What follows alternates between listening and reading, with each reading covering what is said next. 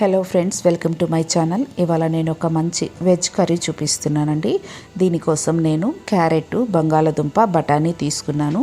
తర్వాత onions, tomato, పచ్చిమిరపకాయలు cut చేసి పెట్టుకున్నాను. ఈ కర్రీకి ముందుగా టమాటో ప్యూరీ చేసుకోవాలండి. అందుకోసం ఒక మిక్సర్ జార్లో టమాటోస్, జీడిపప్పు వేసి పేస్ట్ చేసుకుంటున్నాను. తర్వాత స్టవ్ మీద ఒక చిన్న కుక్కర్ పెట్టి ఆయిల్ వేసుకొని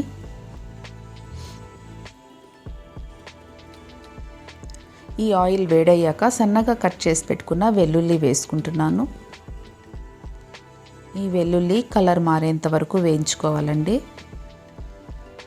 దీనిలో ఇప్పుడు 1 స్పూన్ జీలకర్ర వేసుకుందాం. 2 పచ్చిమిరపకాయలు, ఆనియన్స్ కూడా వేసి ఎర్రగా వేపుకుందాము. ఆనియన్స్ కలర్ మారేంత వరకు వేయించుకోవాలి.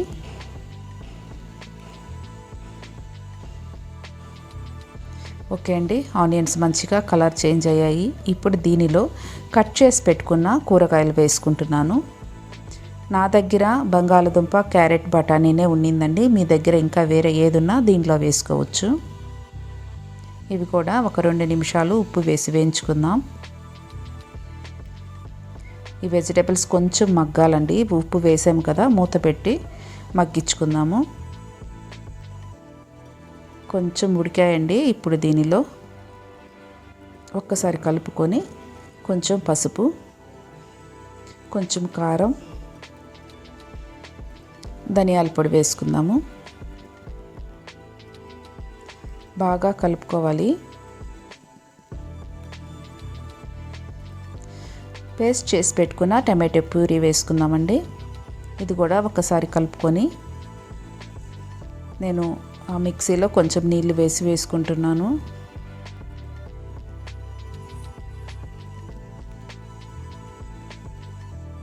అంతా మంచిగా కలుపుకుందాం.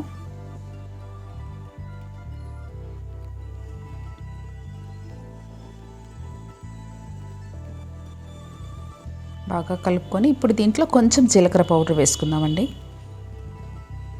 జీలకర్ర పొడి వేసుకొని ఇంకొకసారి కలుపుకొని ఇంకొంచెం నీళ్ళు పోసుకుంటున్నాను. చిక్కదనం చూసుకోండి, మీరు ఎంతైతే నీళ్లు కావాలో అంత వేసుకోండి. దీంట్లో కొంచెం కసూరి మేతి వేస్తున్నాను.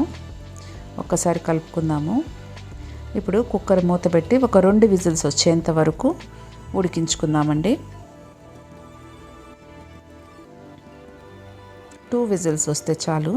దీనిలోకి నేను చపాతీ చేస్తున్నానండి. చపాతీలోకి సైడ్ డిష్గా ఈ వెజ్ కర్రీ చాలా బాగుంటుంది.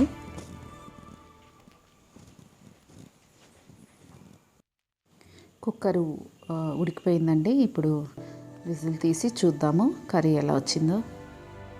ఓకే, మంచిగా ఆయిల్ అంతా పైకి వచ్చింది. వెజిటేబుల్స్ అన్నీ మంచిగా ఉడికిపోయాయండి.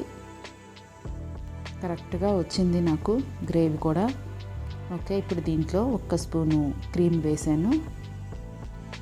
మంచిగా ఈ క్రీమ్ వేయడం వల్ల ఇంకా ఆ టేస్ట్ ఇంకా మంచిగా ఉంటుందండి. చాలా టేస్ట్ వస్తుంది ఈ కర్రీకి.